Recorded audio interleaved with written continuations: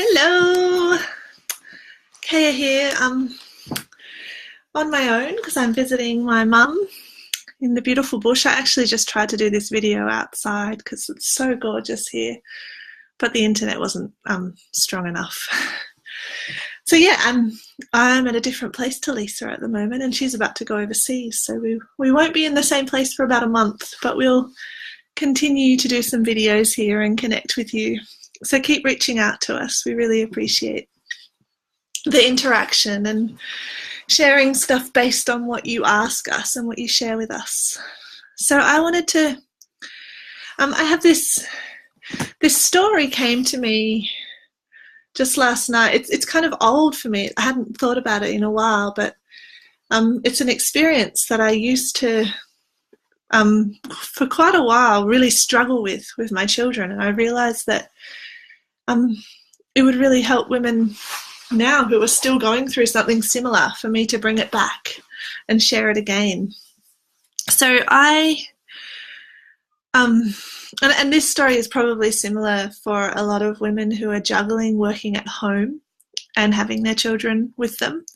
Like, so I've, as a single mum, I was juggling running my own business while at home and really being there for them. And I was so passionate, I still am, about giving the best I can to them and being really present to them and being there for them and their needs. But I had this kind of unconscious story, this belief running for a while that it wasn't actually okay for me to claim my own space.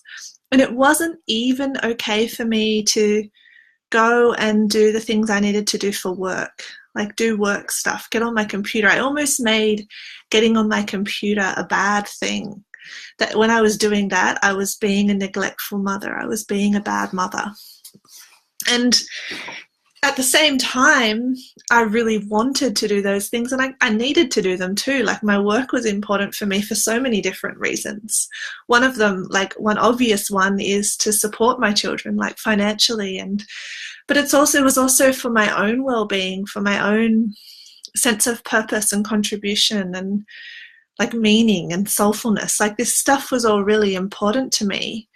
But every single time I'd go to do it, I'd feel guilty. And I'd feel like I wasn't actually worthy or allowed to do that stuff. And if I did that stuff, it meant that I wasn't there for my children enough. And it meant that I was being selfish and I was taking time and energy away from them.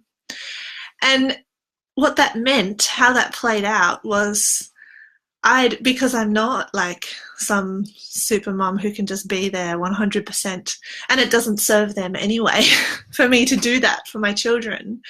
And I needed to do this other stuff, and it was important to me.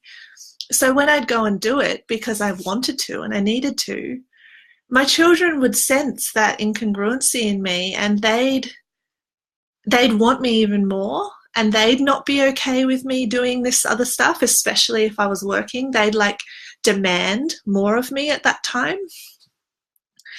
And it took me a while. Like, at first I'd just be kind of trying to navigate this tension, and it felt like it was a struggle to do my work at home and be with my children at home.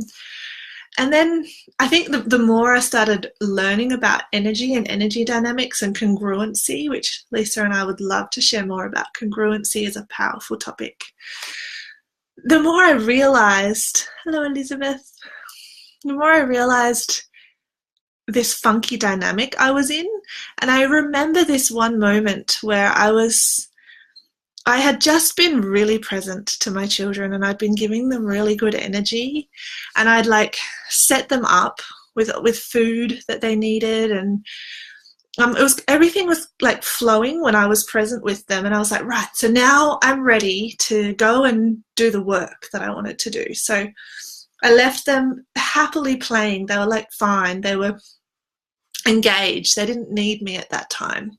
Then I went to get my computer, and I started working on my computer. And as soon as I did, my daughter saw me, and like, they were quite young then, but she shifted from happily contented, self-reliant playing to, Mom, I need you, and you're never with me, and you don't do enough, and you're always on your computer. And her energy just shifted, and I saw it and I was like, wow, she is mirroring to me this belief that I have that it's not okay for me to do this. And in that moment, I chose to actually get into congruency with what was true for me and claim my space.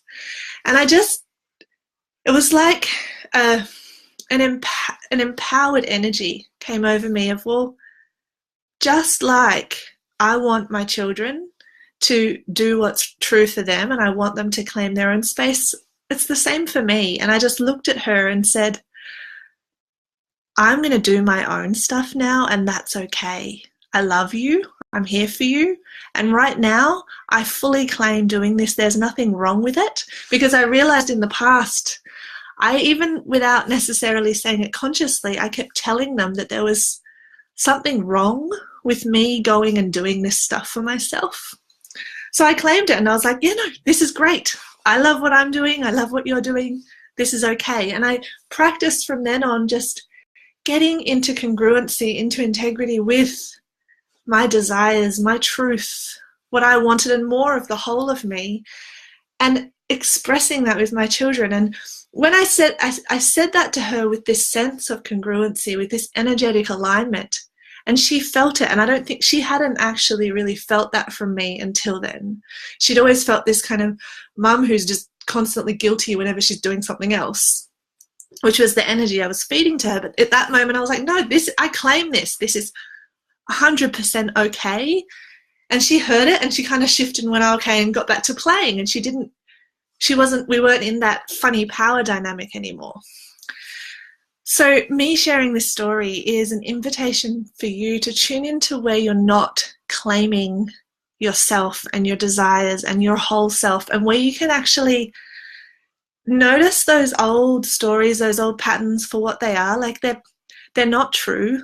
They don't serve you. They're not you claiming your whole self, and actually practice getting into congruency with what you really want. Because I knew when I could get out of my stuff, I knew on a logical level, on every level, that of course it's healthy for me to do my work. Of course it's healthy for me to claim my space and do things on my own sometimes.